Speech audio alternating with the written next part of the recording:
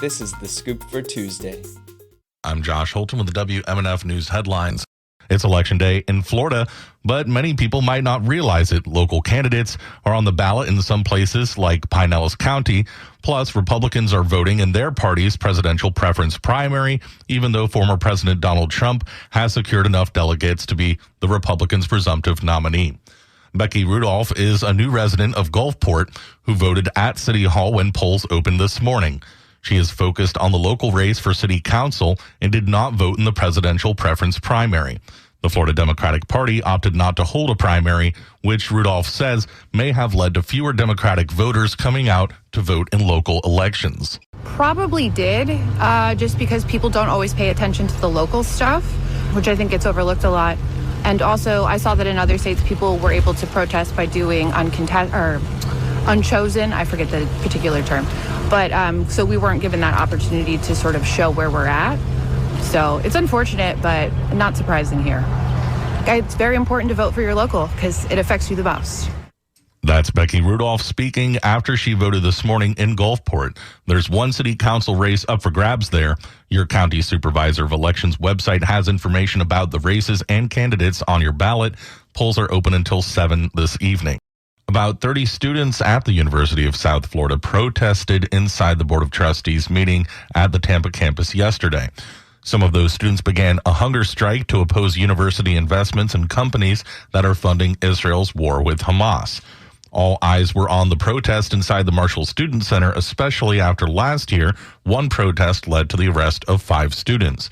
Chairman of the Board of Trustees, Will Weatherford, is a former Republican member of the Florida House of Representatives and was appointed to the board by Governor Ron DeSantis 2 years ago. We do not select individual stocks for companies or investment. Instead, the university contracts with fund managers who invest in a variety of asset classes, which include companies in most major industries.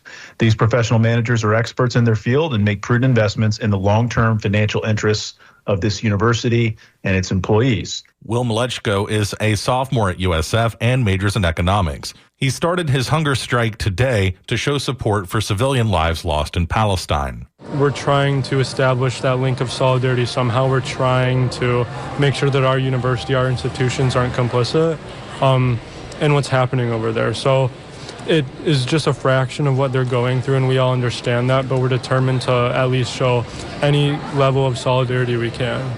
Students held signs asking USF to divest from companies like Northrop Grumman, Boeing, Lockheed Martin, and Hewlett-Packard. Malechko maintained the action is all about peace.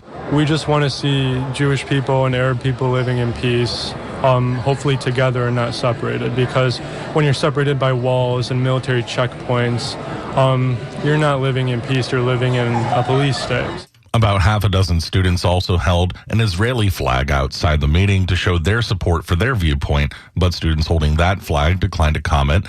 About 18 students will engage in the hunger strike to underscore their demands for USF to publicly call for a ceasefire and to divest from weapons manufacturers. Yesterday, Tampa political and housing leaders unveiled plans for a new community center in Robles Park. WMNF's Chris Young reports that this is the first step in a revitalization for the aging public housing community in Tampa. U.S. Representative Kathy Castor was joined by Mayor Jane Castor and other Tampa housing leaders at a school near Robles Park for the announcement. So today, we're very proud to announce $4 million for their community hub. Developers will use a total of $6 million to create a 30,000 square foot community center in the area.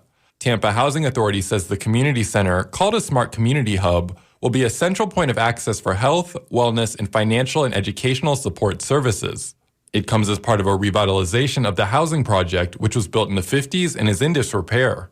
Congressmember Castor got emotional when recalling the progress the city has made in public housing. It was a time when you looked at the public housing projects across Tampa and you said that's not good enough for our neighbors. Michael Randolph is a resident of Robles Park. He advocated for the funding. I'm feeling elated.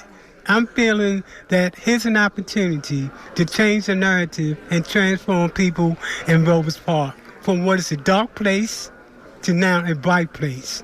Developers expect construction on the hub and 200 units of affordable housing to begin by the end of 2025. For WMNF News, I'm Chris Young in Tampa. For the weather in the Tampa Bay area, highs today will be in the lower 70s and overnight lows in the upper 40s. I'm Josh Holton with the WMNF News headlines. This is The Scoop, recorded at WMNF Tampa.